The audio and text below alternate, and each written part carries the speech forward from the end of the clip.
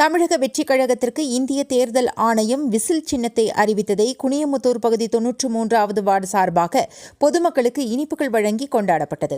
தமிழக வெற்றிக் கழகத்திற்கு இந்திய தேர்தல் ஆணையம் விசில் சின்னத்தை இன்று அறிவித்துள்ளதை கொண்டாடும் வகையில் கோவை புறநகர் வடக்கு மாவட்டம் தொண்டாமுத்தூர் தொகுதி குனியமுத்தூர் பகுதி 93வது வார்டு சார்பாக தளபதி விஜய் பயிலகத்தில் கொண்டாடி மகிழ்ந்தனர்.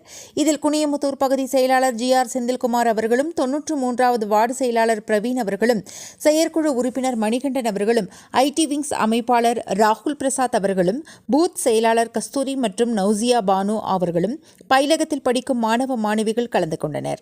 மேலும் பொதுமக்களுக்கு இனிப்பு வழங்கியும் அனைவரும் விசில் அடித்தும் கொண்டாடி மகிழ்ந்தனர்.